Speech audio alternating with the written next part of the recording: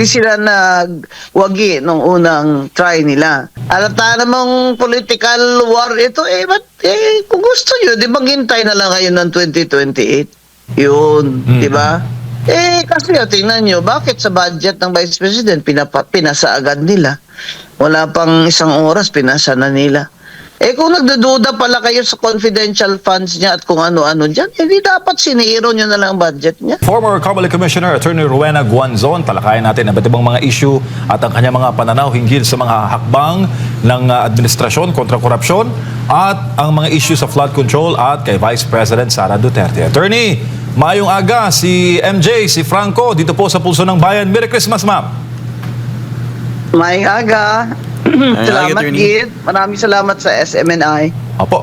Ma'am, Pasko na po, attorney. Pero, iba yatang gusto nilang ipakulong si Vice President Sara at hindi yung mga totoong nasa likod ng flood control anomaly, attorney. Yan na nga ang problema sa administration na ito, na laging pinagtatakpan yung mga kanilang gang. At nakikita na naman nila na to divert the attention of the public sa mga kakorupsyon nila, impeachment complaint na naman sa Vice President. Kaya, I'm sure, ngayon yung mga kasalanan nila nung nakaraan na natalo sila sa Supreme Court, I'm sure, syempre, i-correct na nila ngayon. Mag-due process na sila. Kaya, tingnan lang natin kung anong ebidensya naman po ang kanilang ilalatag dyan at kung ano na ang may pagbabago ba talaga sa pag-iisip at pamulitika dyan sa House of Representatives, makikita natin dito sa impeachment. At remember that we are 3 years away from a national election. And sa panggigipit nila kay Vice President Sara, lalo naman itong with her back against the wall, she has to run. Kasi she is feeling already persecuted. So, let's see kung anong ebidensya nila. Pero mga kababayan, dinidistract tayo ng BBM administration. Dahil grabe na mga protesta natin, lahat na ng relihiyon ay sumasama sa protesta. Kaya dinidistract nila tayo. And they're diverting the people's attention to their enemy. Kaya, wag po din ninyong tigilan ang protesta laban sa massive corruption at poverty. Opo, good morning pala sa ating mga global viewers at nagpapatanong attorney, itong mga kababayan natin sa Paris at sinasabi nila na para po ba daw sa inyo itong ginagawa kay VP Sara ay panic attack mula mismo sa Presidente ng Pilipinas? Well, obviously, this is already a demolition job 2.0. Take 2, kumbaga. Kasi hindi sila nagwagi nung unang try nila. Kasi nga, pinakamalakas na kalaban ng BBM administration at ng mga grupo ng akbayan na ang sabi nila ay mag-merge daw mga Dilawan at Pinklawan na si Risa Ontiveros ang kandidato. So, all their members in Congress will also collaborate with the BBM congressmen. Dati naman, ganun din naman nangyari nung first na try. So, it's because Sara Duterte is really the woman to beat. Lalo na ngayon na tanggal na si Martin Romualdez, he has no, he has no chance of winning. Dati kasi, nangurakot sila ng todo dun sa 2025 budget. Lahat ng mga congressman na yan, pinanding niya. Kasi trial yun eh. Na kung mag-succeed sila, 2028 siya na talaga ang presidente kahit 13% lang siya sa survey. Hindi niya inasahan na lalabas yung mga corruption, lalo na yung ghost flood control projects at hindi niya inaasahan ng United States State Department, meaning yung DFA nila, ay nag-issue ng comment sa kay Bongbong Marcos na talamak na, massive corruption na. Hindi lamang sa DPWH, kundi sa Bureau of Customs. Yes, attorney, maiba lang po ako, attorney. Baka maaari niyo pong mas bigyan diin sa ating mga kababayan, especially yung inyo po naging pahayag patungkol sa nagiging insertions tuwing may bicameral. At marami pong nagtatanong sa atin patungkol po dito, attorney.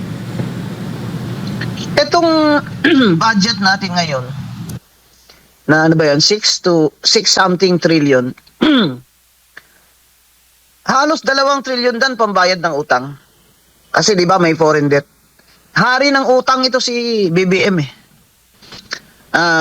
At ngayon may bagong utang na naman siyang ilang billion pesos from ADB para sa digitalization at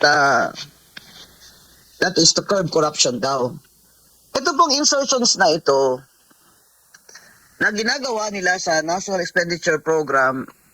Ang proseso po kasi gagawa ng mga agencies gaya ng BWH ng kanilang National Expenditure Program dadaan sa DBM. Dapat itong DBM ang nagsaslash niyan. Yung mga, dapat may mga analyst naman sila diyan na magsaslash niyan. Pero all these years, 3 years, si BBM, si Secretary Pangandaman, kung ano lang po sinusubo sa kanila ng DPWH, ayun naman ang sinasabit nila dun sa House. Padded na yun eh. 20% na kickback nandun na yun sa estimate ng DPWH. Hindi pa yun nakaabot sa Congress ang kanilang National Expenditure Program proposal eh. May mga kontraktor na po dyan. Yan po talaga ganun sila grabe sa wala na silang hiya, wala pang takot. Kaya itong mga insertion na ito ng mga congressman, sa BICAM nila ginagawa yan. Pagkatapos sila mapasa doon sa House of Reps, ang kanilang appropriations bill, maakyat sa Senado, nagba-bicameral conference. Kasama senador, may small committee called the bicameral. Diyan sila nag-i-insertion. Nakaupo dyan, mga buwetri din eh. Yung Congressman Momo, bakit siya nandyan?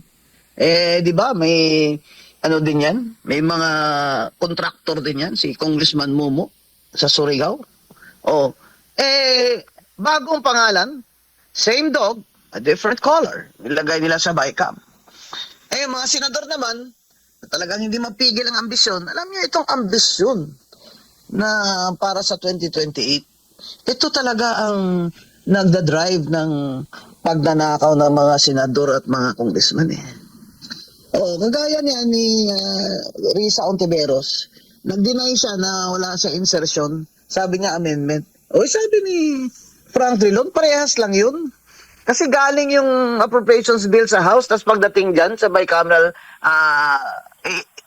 nagdadagdag kayo. Hindi nga nagbabawas nagdadagdag kayo. Insertion yun. Kaya hindi niya pwedeng ma-deny yan ni Risa Ontiveros. Siya mismo, meron din siyang billion na insertion. Ang tanong dyan, saan yun napunta? Si Grace po. Hindi siya pwedeng magsabi na hindi niya alam yun sa 2025 na GAA. Kasi chair siya ng finance. Sabihin, tanga siya. Hindi siya nag-aaral niyan. Isisaldi ko lang lahat ang gumalaw noon. Aba, imposible naman. Lalo na at may party list siya. Yung panday-panday party list na anak niya nakaupo ngayon. Yan ang problema. Lahat sila, may mga political sila na plano. Like Risa Ontiveros, plans to run for president. Di nag-insertion. Yung kanyang mga, mga MAIP, mga financial assistance. Ang balita ko, naka-parking lang muna sa DSWD dahil sa 2028 na niya ipamimigay. Itong lahat ng mga political na ambisyon, ito ang nagdadrive sa mga taong yan para hindi sila tuwid. They're not upright people. So, we have an interest in calling them out. Walang personalan dito. Kilala ko din yan si Risa Ontiveros eh. Noong aktivista pa yan, ninakip yan dun sa Kamkaringal, tinawag ako ni Eta Rosales, abogado sa kanila. Hindi nga ako, may iba nga silang abogado pagdating doon, pero nandun ako. At tinawag nila ako. Ang ibig kong sabihin, hindi ito personalan. Ang ayaw ko lang, yung magpanggap kayo, wala kayong insertion na meron naman. Lalo na yan si Grace po. Dapat panagutin yan. Dapat i-investigate yan ng ombudsman. Kasi chair siya ng Finance Committee at may sarili din siyang insertion doon, sigurado. Dapat po bawal na yung mga insertion na yan. Kasi dumaan na sa House, tapos dadaan na sa bago ipasa ng mga ng senador, magbabaycam. Dapat tinitingnan nila kung tama ba tong mga ganitong mga project na ito, kailangan ba ito? Ito ba ay ayon sa mga projection ng NEDA? na maka-generate ba ito ng employment yung mga infrastructure projects na ito at at makatulong sa development ng economy kagaya ng mga farm to market roads, tulay, yung mga automated na mga improvements, mga simentadong daan. Yan na lang po dapat i-focus nila. Yung hindi mananakawan naman po ang kaban ng bayan, sila din naman pagdating sa kanila, kanya-kanya. Sabi ko nga po, di ba? Olympic Games, pabilisan ng insertion, pabilisan ng funding trading. Kita nyo dyan sa House of Reps. Yung nakakahiya kayo dyan. Pansin nyo sila, lagi sila mga tumatayo, gala sila ng gala. Nag-trading sila. Sasabihin ni Garjola, sample, kung meron ka palang 1 billion doon sa ganyan, akin na lang yun. Bigyan na lang kita ng 10%. Example yan ha. O di, kuha niya na yung 20% niya, may contractor na siya na naghihintay. Yan si Garjola sa Batangas. Grabe vote buying ng party list niya doon. Alam namin, kasi tumakbo din akong party list, di ba? Grabe, maka-afford ka ba ng ganun? Kung hindi yung perang galing, yung pinamimigay mo, parang bola lang sa iyo. Kaya dapat managot talaga yung Edwin Garjola na yan. At yung party list niya, dapat makancel. Lahat po ng mga party list na sangkot, dapat yung Comelec mismo, motu proprio, i-cancel na yung registration nila. At ito naman po si Speaker D, nananawagan po tayo.